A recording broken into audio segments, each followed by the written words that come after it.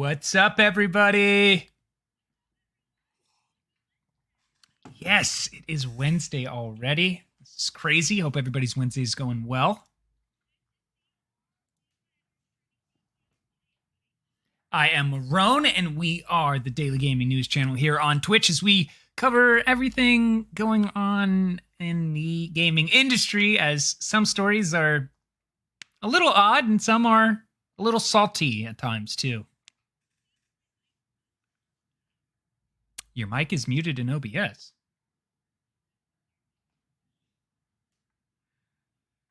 Mic is muted in OBS.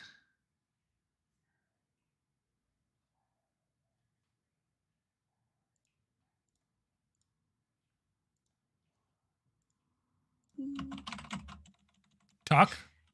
Testing. Do you guys hear her now? Testing. Can you hear me? Can chat hear me? I'm gonna I don't know. Okay, I don't know cool, why that is, yes. but for whatever reason, my default being my Realtek speakers wasn't my default, and so I had to just switch it to the Realtek. So I was just mouthing words that whole time. No, I wasn't doing that. I was saying the other half of what Marrone was saying. So I'm Kaisa. Nice to have you on the show. Happy Wednesday. Welcome. Hoping everybody's Wednesday was great. Hope you all are doing very well. How was your day yesterday, Kaisa? We had the day off. It was good. I had 2 auditions and I was like, all right. And I submitted them both early, which I never do. Nice. That's awesome. Good for you. What about you? Yesterday was pretty good. Busy working on the film and trying to, just keep busy outside of that, dealing with, the wonderful government here in California with the unemployment stuff. And then edited a video, which I woke up this morning and was like, I'm going to edit it before the news and have enough time. And wow, 3 to 4 hours later, I was like, I can't believe that took that long. But it's all right because we've got a ton of juicy stories for you today. We're going to be focusing a lot on Xbox, actually. This week, we've a lot of news on Xbox. But we're going to start off with Steam, which will now let you read gaming news in addition to letting you play games. We're also going to talk about that Xbox Series X and S pre-orders, as they are basically sold out for now. As more Xbox news, it looks like a bunch of soon-to-be disappointed people accidentally bought Xbox Ones, or maybe a bunch of bots accidentally bought Xbox Ones. That would be funny if it was that one. There has been a report that Xbox could be looking at acquiring some more studios. However, there is a catch surrounding that. We're going to get into a deep dive of longtime Blizzard CEO Mike Morhaime starting a new game studios and publishing company. Another story that we're going to jump into is regarding the PlayStation 5's release and saying that these pre-order shipments is going to happen in waves. So we might have to scale our expectations for those wonderful arrival dates. And then we're going to close out with No Man's Sky news as it just doubled in Sky. No Man's Sky Origins is here. So let's dive right in, as Steam is going to start offering you some gaming news in addition to, of course, letting you play those games. So Steam is going to have news that added a big update to its experimental news hub feature, the ability to actually browse gaming news from a list of publications curated by Steam's curator system. The first collection of sources includes, quote, top sites serving players across 7 languages. The company wrote in a blog post, and the whole thing is free. So obviously the list of publications and sources is customizable, and alongside articles and blurbs, players will be able to view videos, other media, and it will be directly in Steam's hub. Now, the idea is that the hub should be totally personalized, so you're going to have control over what sources you see, while also, of course, being able to discover new outlets you might enjoy. It's an interesting move from Steam. I mean, the platform is already kind of an everything store for gaming, and a robust news hub that brings in articles and reviews from around the internet seems like a nice way to keep everything you'd want in the same ecosystem, which seems good for players. It's going to be a digital one-stop shop. I think it would be a cool way to kind of merge news and reviews, because I really like Steam mainly for its review feature, honestly, like seeing how people review games and the comments on there. That is a great point, because the review feature is one of the strongest points to Steam's store. I think always doing so well, especially with games that you might not have ever heard of, but you get a chance to understand not just the overall review, but sometimes the recent reviews. Because the cool thing about that feature you're talking about, and where I can find this within the news doing very well, is the comments A lot of people on Steam don't want to waste other people's time. So if there's a source that they put up there and you curate and the comments are like, you're wasting your time here, this is highly opinionated, this isn't very, this isn't an article, it's more of like an opinion piece kind of commentary. That's going to help people too, to be like, oh, okay, maybe I'll find a different source where I'm looking for more of just the concrete information and then walk away with my own opinion. That's true. I didn't even really consider that. I think I would also enjoy the comments on some of these news articles. When I look at news articles, I do tend to scroll to the comments, but Yes. a lot of what's out there is like bad or from people that don't really know about games or who aren't read up on it. But if these are commenters from Steam, they're more, plugged into the gaming ecosystem and the industry and what's going on a little bit there, even if they don't realize it. 100%. I love what Guff was saying, because we were actually joking about this prior to going live. Was the Guff says Steam heard how y'all were doing, and I was like, yeah, maybe Steam needs some live hosts to handle their gaming news. So DGN will be over there on Steam. Next thing you know, there'll be like Steam streaming. Specifically, they're going to have their own platform. Oh my gosh. I wouldn't be surprised now that I've said that is already in development. But this is a cool feature, because I think a lot of people want to know more about the games that they could potentially download outside of just what reviews of a user is saying, more from like a technical standpoint and from a place with a little bit more, I don't want to say a reviewer doesn't have credibility, but a larger organization with more sense of quality reviews to know whether or not what is like the critics' point of view as well as the users. Is one of the strong points of Rotten Tomatoes. You get to see both. Right. You do get to see both. And I wonder how this news from Steam is going to be better than Twitter, because from what I know, a lot of gamers, a lot of streamers, they get their gaming news from Twitter, but also Twitter's algorithm isn't really well suited for it. Like, I follow a lot of like gaming publications, for example, and I see those tweets. But if I want to search gaming news, I'll sometimes see articles from like years ago or months ago, or I'll see old news, or I'll see things that are kind of random. And when I try to look for, curated esports or gaming content on Twitter, it just seems kind of haphazard and the quality is all over the place. That's a good point. So I do think Twitter, is already ahead of the game when it comes to news and even gaming news, but I think there's still a big opportunity for, that quality of information to be a lot better. I was trying to see, because like if I go to Twitter right now and I take a look at the locations that I follow that are gaming news, it's really interesting how it's put up on my feed in the way, like when you go through it. I've noticed that if I favor one more than the other, I'll see more of those links on my feed, whereas the other ones won't be the case. So if they do go that route, I'm not a big fan of that, only just because I do, part of the reason I follow the ones that I do is I want to see all of the sources and not just, some AI is saying, well, your behavior is primarily with this one, so we'll make sure you see more of this one. And I'm like, yeah, just because I favor one doesn't mean that's what I always want to be, put in my face. I have that, I want that sense of choice more and that variety. Right. So I hope Steam doesn't go to that frame of curating the information.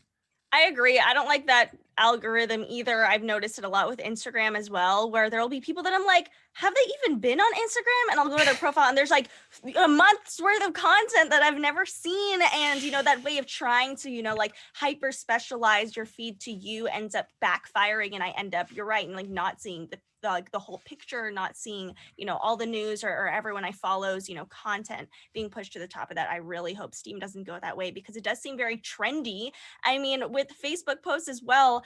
I remember one time I posted something on Facebook when I still had one, and like no one liked it. And I felt really bad about myself. And I was like, oh, I guess no one likes me anymore. But my friend said, no, the Facebook algorithm currently rewards you for posting a lot more. So if you never post and then you post, no one's really going to see that.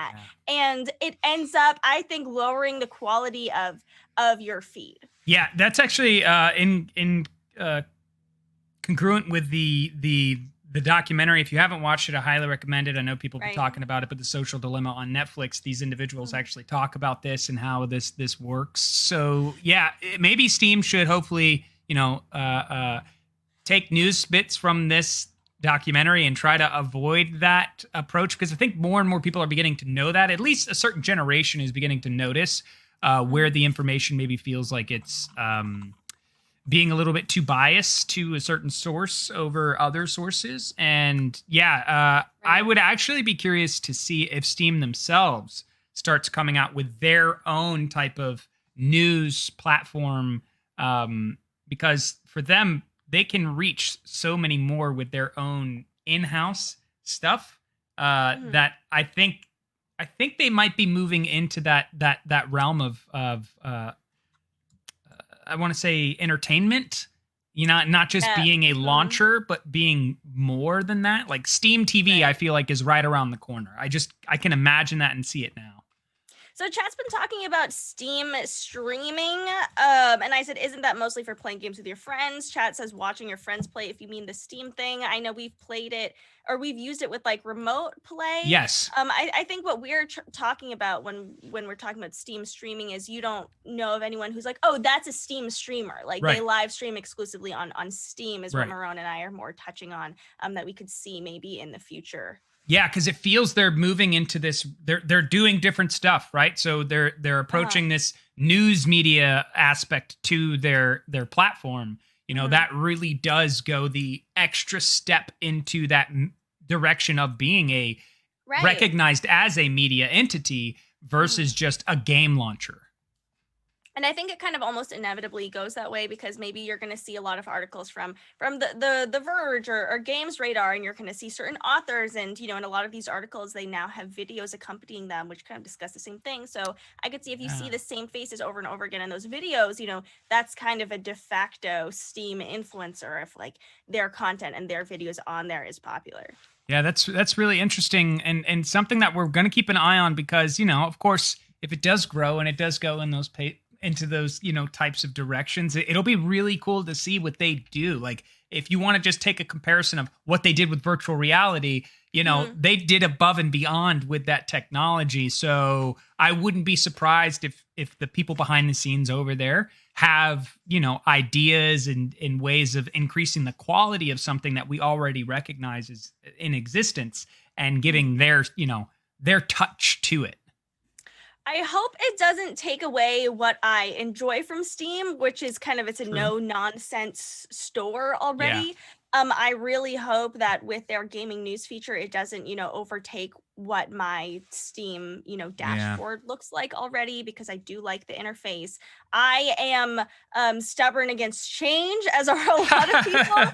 So whenever an interface changes, usually I'm not for it. Sometimes I am, but I hope that it's integrated in a way that's kind of seamless already with the Steam experience because a lot of users do like that interface, and the way their Steam launcher operates. Totally. And the next story is actually one that we kind of predicted, and it was funny because in your Discord, Guff had clipped this. Is We're gonna jump into it, but the Xbox Series X and Xbox Series S did sell out with the pre-orders pretty fast. But there was also another aspect of these sellouts happening where Xbox One X's were getting bought as well, and we're going to talk about that. And I'll reference that clip again. But this story was not surprising with what happened with the PlayStation 5 as well as those 3080s.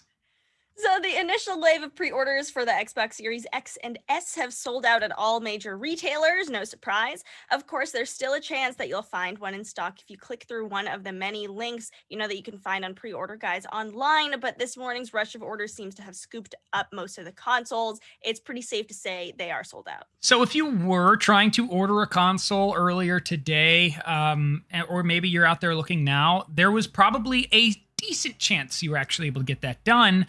But now that's not looking like the case, because Microsoft's plan for giving retailers and people plenty of time to prepare for pre-orders to start seems to have worked up until last week's surprisingly disastrous PlayStation 5 pre-order process, which kicked off more like a supreme drop than a launch from an established tech company.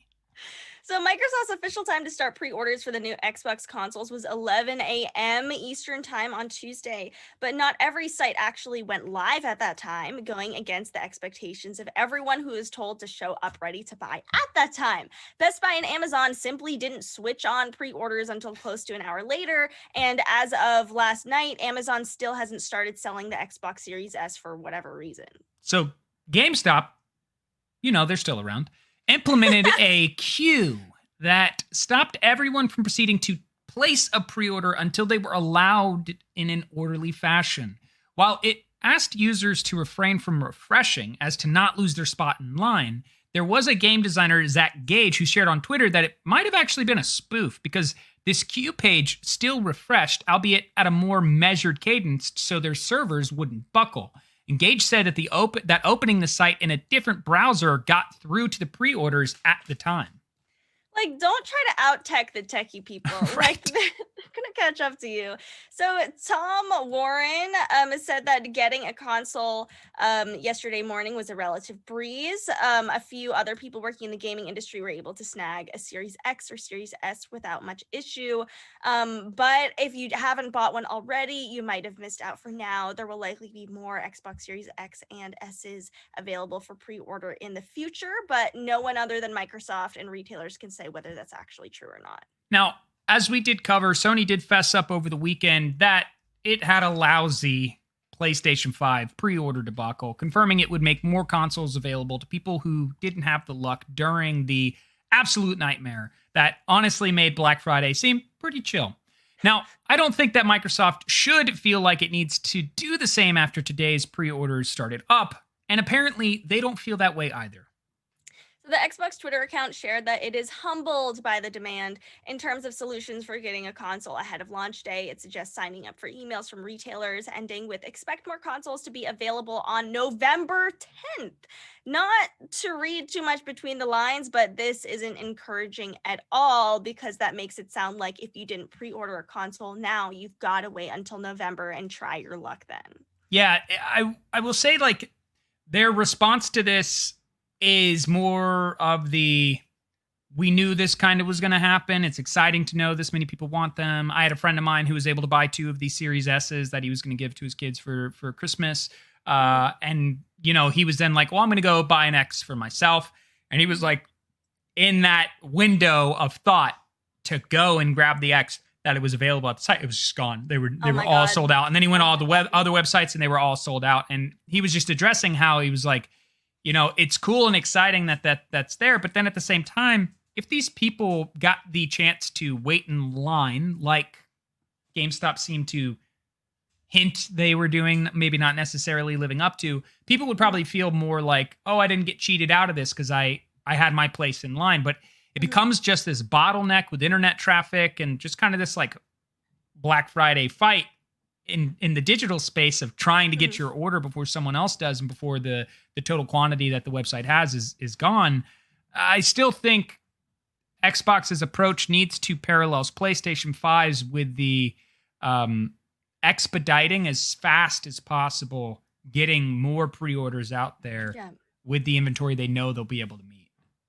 I think so too, and I really hope so. I'm one of the people where if I see like a fight on the internet or, you know, a Black Friday kind of thing, I'm like, I'm out. Like, I don't care. I'll come back, you know, at another time. Deuces. But that means I didn't get to pre-order anything because I also didn't want to, you know, try to refresh my page and check the Amazon site that didn't go live for an hour. And I just totally, you know, didn't even try, which maybe just speaks to my character, you know, more than this launch. But it does feel really, you know, I think it feels really strange to me that they didn't anticipate, you know, this successful of a launch. I'm like, they knew people wanted these consoles. They knew that this has been, you know, an incredible year for gaming and sales in the gaming space. Like, there was going to be a high demand. I am glad that the Xbox launch didn't go as poorly as the PlayStation's was, but I'm still a little confused as to why, you know, some of these websites went live an hour later, why, you know, GameStop's queue system didn't really seem to work, and, you know, what was going on there, because I think that there are enough smart people in this space to have a smooth launch. And that's just it. Like, this feels like it should be avoidable. There are plenty of websites that get intense amount of traffic, and recognizing like most people aren't going to go into stores right now, with the pandemic still being very well a problem for most countries. This would mean you would probably, you know, ramp up your servers and your IT people that they're there to handle this. And, you know, I saw this really funny meme that just made me laugh. Now thinking about it, it's It was regarded with the PlayStation 5 sales and talking about Best Buy, and they used the image from Spider-Man with Tobey Maguire where he's on the train and he's like making that face with all the force. And they were like, Yeah. this is the face of the IT guy trying to maintain Best Oh my Buy's God. website right now.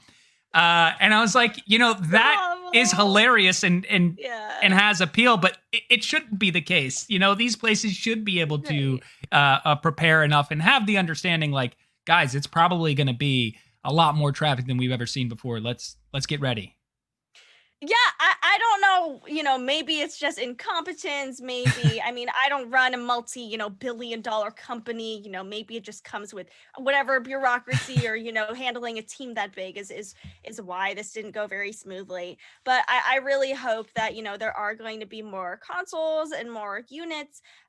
This kind of harkens back to our original worry of, are there even going to be enough consoles for everyone? Now I can't tell if it's a problem with bots, too many bots buying these up, if it's a supply problem, there actually aren't as many consoles as they said they were going to be, or demand is just way higher than, they projected, which I don't think is the case. Yeah, I agree. I think the one thing that, speaking on at the top of this segment regarding Xbox, is something we pretty much foresaw happening, because why in the world would you give these names to be so close in their, their item titles? Because it looks like some people are a little upset that they bought the Xbox One X and not an Xbox Series X.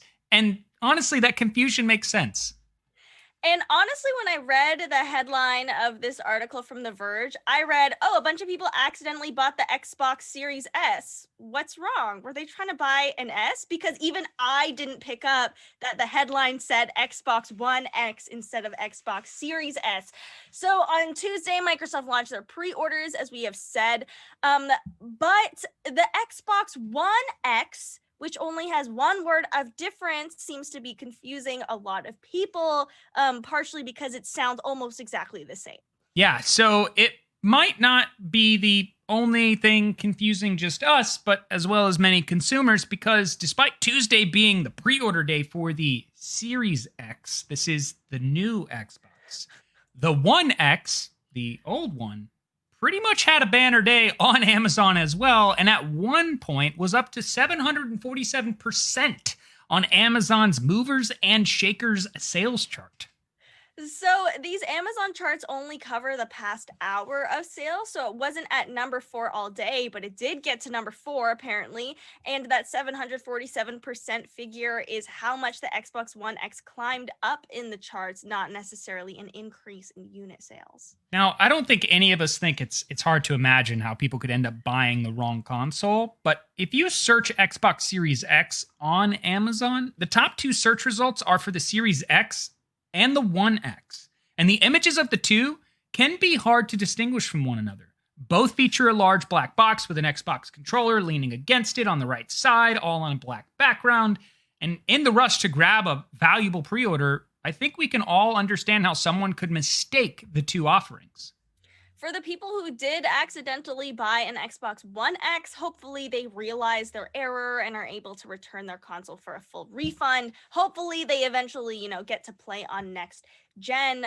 I mean, it's 2020, stuff happens, and it's not your fault that these consoles were named so horribly. Yeah, and besides, the Xbox One X's big day might have been an alternate explanation that would be sweet justice for those who felt like the Series X and PlayStation 5 pre-orders were snapped up impossibly quickly. Perhaps all of these One X consoles, as Meg was saying, were misinformed bots, and I actually hope that's the case, because that would be some sweet, sweet, sweet justice. I really hope it was bots. I wonder if I'm just surprised that Amazon's algorithm swept up these consoles together. I would anticipate the algorithm would have the Xbox Series X and then Xbox Series X games you could pre-order and accessories below it, not Xbox One X stuff. I think it would be so easy to accidentally, buy the wrong thing. The box looks the same. I don't know if there's, a big price difference. Maybe there's some people out there buying an Xbox One X if the price has dropped recently, but I haven't heard anything about that at all. And see, if I was that consumer that made that mistake. And there's probably a lot of them out there that aren't gamers, and probably they're Right. buying these for their loved ones, family members, you know, whomever in their life is a gamer, and they're being told, "Hey, get me the Xbox Series X," and you're going and on your website and you see Xbox One X. It's very easy to be like, "Oh, that's the one they want. Boom, I pre-ordered it." But this is just a bigger conversation of how Xbox, or why Xbox didn't go the route of like Sony or Nintendo, where you give a name that is distinguishable from the previous consoles they've made. I think they should make it as easy as possible for people outside of the gaming space to get into the gaming space. There already is, you know, such a stereotype or stigma of, you know, if you go into the world and people are like, "Oh, you're a gamer, like you play the games." It's like anyone can play video games. It's not really a big deal, but it's still, you know, kind of seen as other. And, you know, especially if you go into the One X, Series S kind of lingo, it's easy to feel, you know, even more alienated of, I don't understand anything, you know, about what's happening here. They should just make it as easy as possible for everyone. I think that would be a great branding choice, you know, for people to understand. We still haven't seen that, you know, Xbox Series X logo revamp that we heard about, you know, way earlier in the year, that kind of looked like a Hurley logo or a skateboard, you know, kind of thing. I wonder if that's ever going to come into play, because it seems more like lifestyle, more mainstream, trendy kind of logo versus like the super gamer one. Yeah, exactly. Super gamer. I feel like someone at soon over there is going to be like, "Okay, guys, and this is maybe like a question for chat and just something to think about. Could they change the name, or is it too late? You know, like." You've probably put a lot on the marketing and the branding and everything like that. Is it too late? I mean, have they already shot themselves in the foot by giving it the name that is just way too close to it? Or do they need to like ramp up a pro version of the console with a new name? Xbox Series Pro, so that it doesn't, you know, get confused, because I see this being a problem throughout the rest of the year and into next year. I think they should change the name, but they could make it make sense. Like if this was called the Xbox 2020 kind of thing. So it's like, it's not like, we're suddenly numbering them to be like, oh, this is the Xbox 5 or whatever, you know, where's 1 through 4. But yeah, if it was like 2020, Xbox 2025, something like that, I think that would be an easy way to understand. I'm thinking about like, you know, Nintendo's consoles, and they haven't been named the same thing. I mean, you have like the Game Boy Advance, Nintendo DS, Nintendo Switch, and those all sound totally different, but I don't know many people who really get confused by those. I think it's possible for them to make a name change. That's a great suggestion. I think they need to make one. They do. Yeah. I mean, there's the even with PlayStation, they just went in numerical order. Yeah. And there was no problem with that. No. And had Xbox always done that, people would not be confused if they were buying the Xbox 6 or not. So yeah, I think they got to do something. And there was something I read real quick before we got on with regard to this story, because I wanted to go look up something else. And there was a commentary, and maybe we'll share it on tomorrow, but it was basically like, it seems to be confusion even within Xbox internally. So God, really? When I saw that, I was like, I don't have enough time to dive in and read this a little bit more, but I'm going to do some of that today and see if maybe it's something we talk about tomorrow, because that made me laugh when I saw that. I was like, oh, wow. How can you work for the company and be confused about your product's name? That's so awful. And I mean, I still think they should have just gone with Lockhart and Scarlet for these new consoles. Great names. Stellar. Amazing. Would be great branding. They should have just used the code names for the actual thing. Yeah. Well, continuing the story regarding Xbox is one that we did talk about on the last episode, which was the huge, massive acquisition of ZeniMax Studios for $7.5 billion. And more information is coming out that Xbox could acquire some more studios. However, there is a catch to that. So, Microsoft's aggressive acquisitions of major studios, including Obsidian Entertainment, Playground Games. Oh, I'm hearing myself twice through the stream. Playground Games and Double Fine have instilled significant excitement in Xbox's future. A wave of awesome first party games are expected with the launch of the Xbox Series X, and hype is at its highest since the Xbox One launch in 2013. But that doesn't mean that Microsoft is content to wait and see how things work out. The Xbox team remains interested in further acquisitions still in the future. So with the acquisition of ZeniMax, $7.5 billion, and with Mojang, $2.5 billion, as well as Double Fine, Ninja Theory, Compulsion, and Exile, and Obsidian, Microsoft has spent more than $10 billion on game studios in the past 6 years. That's a lot of money. And Kane did guess what's in my mug. It's mango juice today. Hey! Yes. Nice job there, Kane. Acquiring studios isn't a super simple process. As Xbox boss Phil Spencer recently spoke about, integration is the most important aspect of acquisition because poor integration can cause disastrous problems. Spencer says that while Xbox is still looking for smart acquisitions, it's only willing to do so at a pace that is maintainable for them as a leadership team.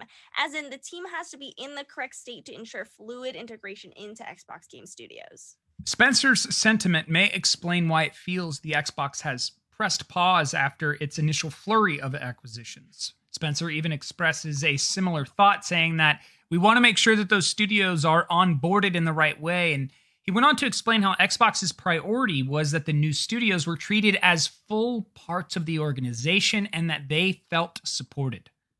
Things are seemingly working out quite well for Xbox and its current strategies. Spencer describes how Xbox's Game Pass portfolio and subscriber base continues to grow. He says we're launching a new console, as we know, and last year was their biggest year ever on PC in terms of revenue as Xbox Game Studios. And because of Xbox's successes over the past years and looking into the future, that's why Xbox is always in the market for new opportunities with studios. And just a real quick one to Kai's commentary. You're close, but this is actually a specific type of coffee beverage that you might order. So go with that in mind, but you are close.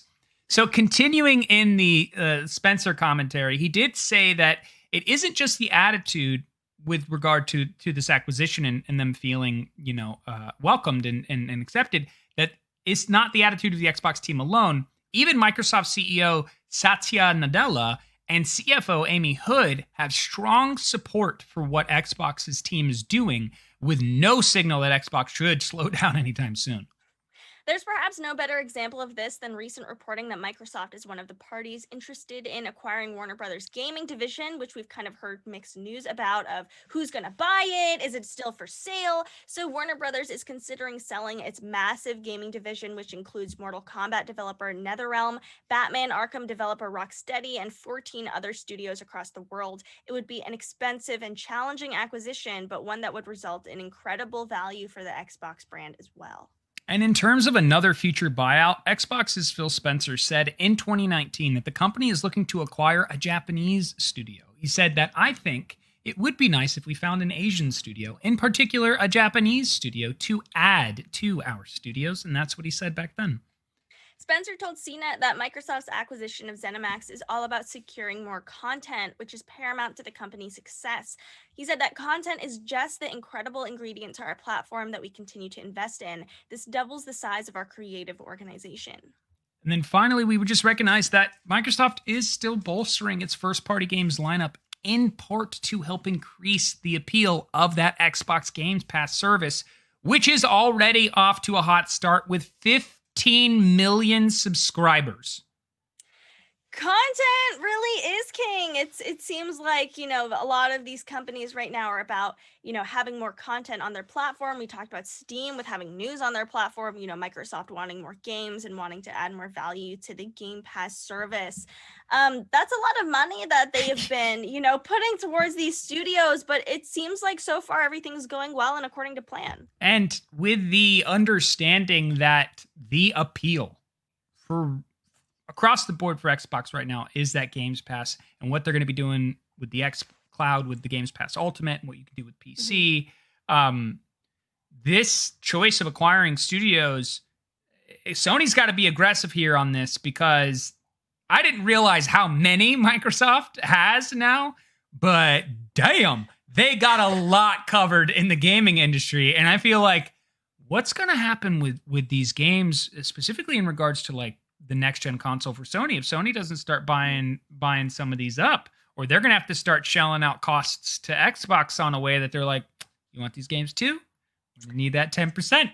Right. I think that Microsoft has been slowly but surely growing its portfolio. I mean, these were all huge acquisitions, but I haven't seen much buzz about them recently. You know, we've been talking about PlayStation's exclusives and how they're doing like a PlayStation Studios type thing. And really, it seemed that PlayStation was locking down its content. But I think now that we're looking at the whole picture, you know, Microsoft has so many games under its belt. I could see them having to make that offer to Sony of, you know, you want some of our exclusives or some of the games that we own or we have under our belt, you know, you're going to have to pay up. And that is the slow play it seems that Microsoft has been doing this entire time is I think, and this was just, especially when the shift happened with Phil Spencer, and he's been there for so long, and then he got into this position of leadership. I think there has to be something that came with that, his understanding of like where Sony's at in the gaming space and where Microsoft needs to focus in order to survive and thrive and continue to not be, you know, destroyed in the sales market. Because at this point, they've given themselves, like you were saying, acknowledging their portfolio, they've given themselves this massive amount of content to pull from and to create from and to sell, that now these players like myself, I'm going to happily renew my XPass Ultimate subscription. And I might even go out and grab a tablet, an Android tablet, so that I can have this xCloud service on a tablet and be able to play it while I'm traveling or you know, at home if you know, Kika's playing on Spelunky 2 or whatever is occurring. Like there's just now a massive appeal there that I don't think was there a few months ago. But with this recent ZeniMax acquisition and them eyeing more studios, yeah, I don't think Microsoft's going anywhere anytime soon. Specifically Xbox.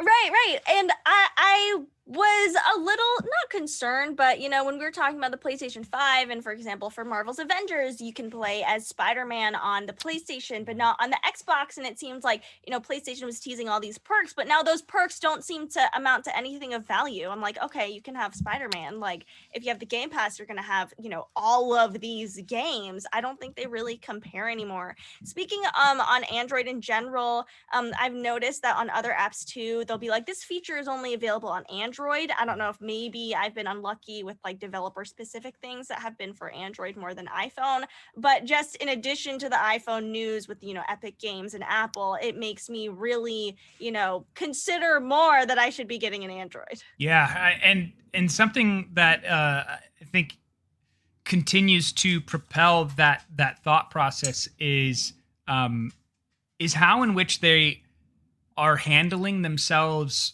even in the pandemic, even in you know, a market that might seem like it favors one console over the other, is there's no sense of, and this is the thing that I really do enjoy watching and listening to Phil Spencer when he speaks, is there's no sense of slowing down, and there's no sense of being like, oh, we're better or we're in a bad place. There's just this, here's our focus, here's what we're doing, and we're heading in that direction. And everybody else is kind of on the outside looking in, making commentary like we do with regards to terrible names of their products. But they just seem to have like this headstrong attitude, and I commend them for that. Really, I do. Me too. It seems like it's paying off. It seems like they've had their nose to the grindstone more. They're working on the long game, and it's been paying off so far. I believe the chat did guess your beverage. Yes, they did, a vanilla latte. So it goes to Kane and Kai. It took a second. I was like, you're going to say coffee. I'm not going to just give it away freely with the coffee. Yes, it's a specific type of beverage today, yo. Specific type. Both were guests today. Congratulations to you, chat. Congrats. And congratulations to our next individual, because I think this is a really huge story with everything we've talked about with Blizzard, specifically regarding when Blizzard and wonderful Activision had a merge. But Blizzard CEO, one of the founding members of Blizzard, is now making their own game studio.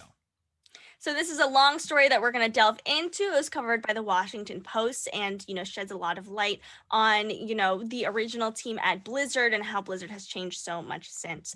So the last time Mike Morhaime co-founded a video game company, it worked out pretty well. That was in 1991 when he and two college friends started a little studio that became known as Blizzard Entertainment. Morhaime ran Blizzard for most of 3 decades as the company generated billions of dollars, delighted millions of people, and became one of the world's most popular and successful purveyors of fun. Blizzard created one blockbuster franchise after another: Warcraft, Diablo, StarCraft, Hearthstone, Overwatch, while being passed around by a succession of corporate owners. And that's because Morhaime and his original partner sold the company back in 1994 for $6.7 million. Now, all those years, and no one at Blizzard, Morhaime included, owned the games that they were working on. The company is now a division of publicly traded Activision Blizzard, and he stepped down as Blizzard CEO in 2018 and left the company altogether last year. Now, Mike Morhaime is back in the game business. With his wife, Amy, and a handful of Blizzard veterans, Morhaime has founded a game publisher and developer called Dreamhaven. The new company plans to reveal its existence yesterday, I believe, and announce that has created 2 studios populated by Blizzard veterans, Moonshot Games and Secret Door, that are actively working on new undisclosed game concepts. Now, with Dreamhaven, Morhaime doesn't just want to make great entertainment. Says he's committed to retaining control of the company this time, but he doesn't just want to make money. As video games become one of the planet's most powerful forms of entertainment, culturally and financially, Morhaime wants to demonstrate that games are a force for good. So Morhaime said in an interview on Friday, "We've learned a ton about what goes into creating an environment that allows creators to do their best work, and we were very successful doing that for many years at Blizzard. We reached a crossroads when we assessed what we want to do for the rest of our lives. For Amy and I, that's his wife, that meant taking a step back, looking at all the things that we could possibly do, and deciding to come back full circle and engage with a team of people that we know and trust and share values with, and see if, hey, with all this experience we have, maybe we can do it even better this time." Befitting its name, Moonshot is focused on large projects while Secret Door is working on more intimate concepts. Neither studio has yet coalesced around a specific project, but it does appear that Dreamhaven is focused initially on multiplayer experiences. All but one of Dreamhaven's 27 current employees are Blizzard alumni. Some, if you know any of these names: Dustin Browder, Jason Chase, Eric Dodds, Chris Sagatti, Ben Thompson, which have worked on Heroes of the Storm, StarCraft 2, Hearthstone, WoW, and Warcraft 3, are familiar to gamers. Others are known in the industry for engineering, operational, and artistic expertise. Amy Morhaime previously ran World of Warcraft in China and Blizzard's global esports business. The Morheimes have funded the company on their own, though Dreamhaven will be considering outside investors. Now, Morhaime went on to say this: that some of the things that were particularly difficult the first time around are going to be a little bit easier this time. Now, he did go on to say that we aren't starting with no money. We're not having to write all the tools ourselves. There's a lot of technology that's available pretty reasonably for us to build off of. And the business climate is a lot more friendly to game development startups. So it's mostly exciting, maybe 10% scary. Millions of Blizzard gamers will probably react to this news of Morheime's new venture with a level of excitement akin to maybe the reaction of movie buffs learning that George Lucas, having sold Star Wars to the Walt Disney Company, has assembled a new film company filled with Star Wars veterans and is making brand new movies. So, this is a lot of Blizzard alumni, a lot of experts in the gaming space taking on a brand new venture, but they have all that experience and are kind of pretty much already set up for success. Yeah, and Blizzard's escalating value over the years came along with more and more corporate oversight. For Morhaime, at some level, Dreamhaven is as simple as enjoying the freedom to just do his own thing with exactly the people he wants to work with. So Morhaime recalled, "If you look back just 3 years from 91 to 94, that's the period when we were completely independent. We sort of managed to operate inside larger companies with an incredible degree of autonomy and independence. But when you're a part of a public company, there's only really so much independence you can actually have." Morhaime says, "Because I didn't actually own the company for such a long time." Wow, Kane, thank you so much for gifting those subs to everyone in the channel. Thank you so much. Really appreciate Thank it. We you. love that DGN family. Oh, wow. So Morhaime said that without the capital, they were able to access. Actually, he said that there was a period of time in 2003 and 2004 when Vivendi, the French company that owned Blizzard and several other game companies at the time, was trying to sell its overall game operation for $700 million. And Blizzard could have actually ended up within Microsoft.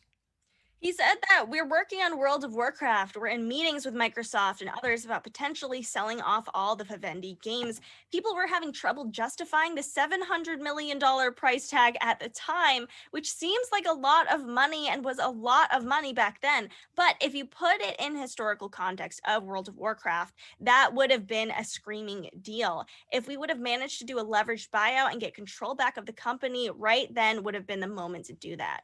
And he added this. He said it's not like that wasn't something they had talked about, because that is a lot of money to borrow on the prospects that, were no single game. And it really could have actually justified that valuation like that. So Sagatti, a longtime Blizzard developer, Dreamhaven co-founder, and studio head of Secret Door, said in an interview, "Beyond becoming friends with Mike over time, from the values perspective, there are numerous examples in my career developing games and overseeing development teams where we came down to these critical decisions we had to make. One I can think of is during StarCraft II in late 2009. He says, I distinctly remember being in the room and there was this call we had to make about whether we would ship before the end of the year. We thought we could do it, but it was going to take everything and it wouldn't quite be there." So the quality level wouldn't be there. And that's when Mike said, you guys need the additional time. We just need to push this back.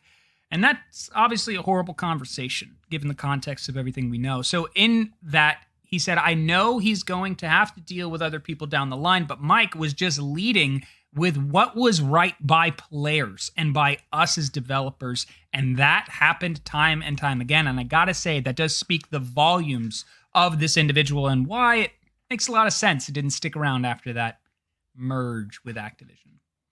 Sagatti said memories like that made the choice to join Dreamhaven so easy. Morhaime admits that at a certain point in Blizzard's complex corporate history, he felt he was laboring against his own environment. Went on to say this, that it tends to be more of an entrepreneurial stage of the company that's really thinking about product and putting everything into making that as great as it can be. And then something happens. You switch from entrepreneurial to operating, and you're bringing money in and revenue in, and that focus shifts from how do we make our product the best? How do we keep innovating to how do we keep the revenue coming in as much as it was last year? And those are the questions you start asking, not what makes us the best and how do we make it more fun. Morhaime says that when he stepped down as Blizzard CEO in 2018, he and Amy truly didn't know what they wanted to do next. They went on a world cruise with their family, which sounds really nice. They went to a StarCraft II tournament in Germany as fans. Dreamhaven began as a conversation last fall between Morhaime and Chase, a longtime Blizzard executive who had left recently and was considering starting his own studio with Browder, another Blizzard alum. So despite recent rounds of layoffs by Blizzard, no one at Dreamhaven was laid off by the former company. So Chase, Dreamhaven co-founder and head of Moonshot Game Studios, said this in an interview that one of the best parts of working at Blizzard was getting the chance to really partner with Mike and understand his values and how he approached decision-making, and to work with someone who had a tremendous amount of courage to follow his convictions on what was the right thing to do. It felt like it is a great opportunity to join forces again and do something together. Dreamhaven's symbol is a lighthouse, a nod to the view that games are a social and emotional haven for players around the world. As Morhaime embarks on a new journey, he also wants the company to illuminate a new, more positive direction for his notoriously harsh industry. He says this, we want to make a positive dent on the world. It's about human connection. How do you elevate the human connection and interaction through the digital experience? We think that gaming in the global community of gamers can be a force for good. He added that Dreamhaven is hopefully like a beacon to the rest of the industry. Maybe we can lead by example and show that there's a better way of doing things and approaching the business of games and treating your employees and treating your players. Obviously, you have to have success in product creation and success financially to back that up, but that is what we're going for. I gotta say right now, like, I don't even care what the Yeah! game is that comes out. I want to buy it. I want to fund it. I want to back these individuals because these are words you want to hear more and more often. And time again, it is exhausting to listen to people talk about just profit, profit, profit. And then you hear these individuals go, no, we're focusing on something that, like, it impassions me because I've always seen the force of good in gaming and what we can learn and how it can impact us and how it can shape us. And it's just so wonderful hearing someone who's an icon in the industry moving into the direction of saying, I'm staying in control and I'm keeping the ship in the direction of making the world a better place. This was really, invigorating to read. I feel really revved up. I feel do like too. oftentimes, I'm like fighting upstream of like, why is everything about money? How come no one cares about people? Why are people, selling their dreams to the corporate, chains or whatever, which you can do if you want, but it just, felt like such a lost cause until we really, read this piece. I thought that, Morheime's words were really inspirational, even down to like their logo is a beacon because they know gaming is a haven. They realize that, they're about creating a good company, being good to the employees, being good to the players. It seems like a lot of the employees that wanted to work with them said it was so easy. Of course we would want to work with them. Of course we want to join this next venture.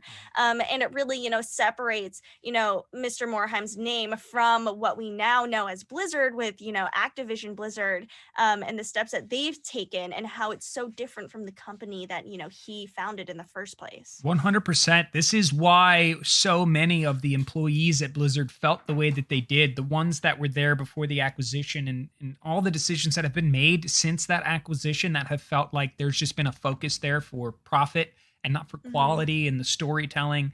And it's so powerful to see, like, you can actually look at when that happens, right? And you can pay attention to when a focus becomes money and a focus becomes quality and integrity and heart, right?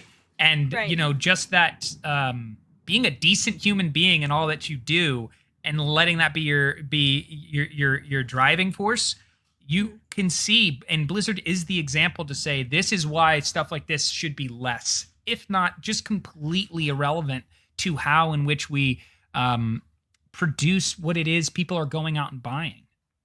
Absolutely. And even when they were talking about, a certain a part of one of their games that they wanted to get out, before the end of the year and said that it wasn't going to be done. It's not going to be, what fans expect. We're going to be overworking everyone to get out this product that's not even going to be great. Let's not do it, because I can definitely see a lot of, companies now just saying, no, you've got to get it out before holiday. You've got to, meet your goals for making money, etc., versus like actually creating that great product. And I really like that he wants to keep kind of this entrepreneurial spirit and the focus on actually, having something good to offer. It's not just about, the end goal of making money. How I think about this is like, yeah, you can focus on making money, but you should probably just go into finance and have your job be in making money. Like if you're going to make games, like I'd hope that you actually, enjoy what you're doing and try to, keep that. Yeah, and I love the language being used, saying it's a force for good, because gaming is a force. How you choose to use it and wield it is ultimately up to you as the developer, the distributor, So when you look at how many stories have been told in gaming and you think of the ones that have impacted you the most on a level that has actually maybe affected your outlook versus, just been that circus spectacle type experience. There are games that I can think of right now that had that type of emotional and mental impact on me, and I'll never forget the emotional and mental impact that it had. And I wish whenever I think of that, I had more of it, but I could probably count on two hands how many games have done that for me in my lifetime. Right, they have a big effect on people, a lot of people's, childhoods and nostalgia. When I think of, streaming or even playing games in general, I definitely think of like eras or like, oh, that time I was playing Life is Strange. Oh, that time I was playing Halo 2. I feel like they're also like landmarks for for people. A lot of people use them, to socialize now, especially with the pandemic.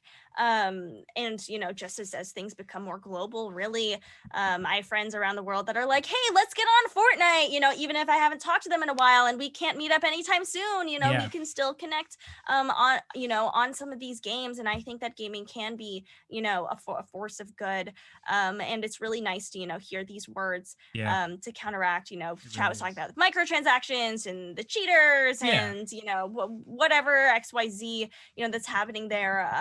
I hope that Dreamhaven grows quickly as much as they can manage, and becomes like kind of an icon or a company to really look up to, and that a lot of other companies might want to emulate. I hope that something kind of happens with I know in tech in Silicon Valley, a lot of companies try to compete with each other of like, what are the best benefits we can offer to its employees? I hope we see more of that in gaming of like, well, at our company, we I don't know, care about you this much, so you should work for us. And it becomes a competition like that, and ends up being the employees win, the consumers win as well. That's true. That would be great to hear what it's like internally in that regard, if it does exist on that space. I'm just off of that article and knowing what I've heard of Blizzard prior, that people enjoyed working there because of the leader's integrity that was behind it, and this just again echoes that line of thinking. And to the points that were being made in chat by Artistic Charmer with regard to microtransactions is, microtransactions do have harm when they are focused as a sole purpose of how can we, just continue to get money. But then you hear of a company like CD Projekt Red that comes out and says, we're going to have microtransactions, but it's not going to be the aggressive approach, which is like, great. That's actually what I want it to be. And I don't need to feel like you're presenting this new microtransaction and it's in my face immediately and I need to look at it and buy it and take a look at all these bundles and stuff like that. It's like, no, you can go to the store, check it out if you want it, but why are you here? Because you want to play this game, you want to have this amazing experience, and hopefully you want to enjoy the story that we're trying to tell you. Right. I think there's a way to do these things that, add value or feel like they're adding a lot of value to the consumers, especially with skins. Kai brings up Fortnite, like giving skins as a gift or, treating yourself to something nice. But it's not like, oh, if you want to play this game again, you're going to have to wait 30 minutes or just dish up some money right now. I've never really liked that, that business model. I think it's possible to have, microtransactions in a way that feels good for everyone, that makes people want to spend their money versus feel like they have to. I think that is possible, and I think a lot of it does have to do with keeping the gamers themselves in mind and the user experience in mind instead of just focusing on how much money you can make.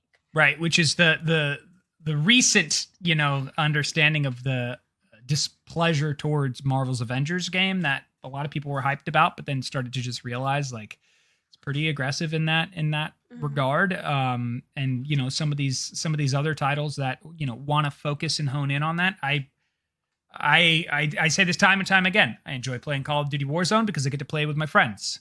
Do I like their business approach? No, I don't. Do I like the way they approach their store? Not at all. Do I recognize that they're doing it for the sole purpose of generating more money? Of course, they generate billions of dollars in quarterly fashion.